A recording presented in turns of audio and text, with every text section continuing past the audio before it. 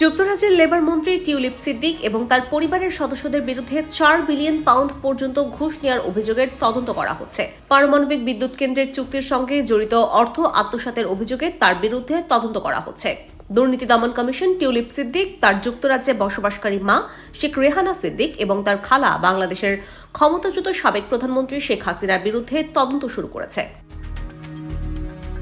Tulip Siddique মোট 10 billion পাউন্ডের পারমাণবিক চুক্তির দালালি করতে সহায়তা করেছিলেন। বিদ্যুৎ কেন্দ্রটি রোসাটম নামে একটি রাশিয়ান রাষ্ট্র সমর্থিত কোম্পানি দ্বারা নির্মিত হয়েছিল এবং 2013 সালে হাসিনা ও রাশিয়ার প্রেসিডেন্ট ভ্লাদিমির পুতিন টিউলিপ সিদ্দিকের উপস্থিতিতে ক্রেমলিনের অভ্যন্তরে চুক্তিটি স্বাক্ষর করেছিলেন, যিনি তখন একজন লেবার কাউন্সিলর ছিলেন। দুদক সিদ্দিকের পরিবারের অন্যান্য সদস্যদের বিরুদ্ধেও তদন্ত করছে, যার মধ্যে তার খালাতো ভাই সজীব ওয়াজেদ জয়, যিনি যুক্তরাষ্ট্রে থাকেন, এবং তার চাচা তারিক সিদ্দিক, যিনি বাংলাদেশে লুকিয়ে আছেন বলে ধারণা করা হচ্ছে। আদালতের কাগজপত্রে তাদের নাম ছিল। দুদকের একজন কর্মকর্তা বলেছেন, কমিশন জড়িতদের অবস্থান নির্বিশেষে স্বচ্ছতা এবং জবাবদিহিতা নিশ্চিত করতে প্রতিশ্রুতিবদ্ধ।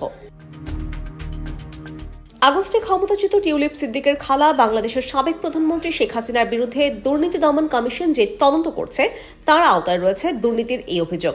দুদক এই তদন্ত করছে রাজনৈতিক নেতা ববি হাজ্জাজের অভিযোগের ভিত্তিতে। দুদক শেখ হাসিনা পরিবারের আরও বেশ কয়েকজনের বিরুদ্ধে তদন্ত করছে।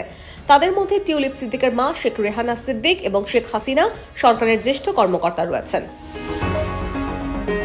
আদালতের নথি অনুযায়ী ববি হাজ্জাজ অভিযোগ করেছেন, টিউলিপ সিদ্দিক 10 বিলিয়ন পাউন্ডের সমপরিমাণ অর্থে রূপপুর পারমাণবিক বিদ্যুৎ প্রকল্প নির্মাণে মধ্যস্থতা এবং বাংলাদেশ ও রাশিয়ার সরকারি কর্মকর্তাদের বৈঠকের সমন্বয় করেছেন।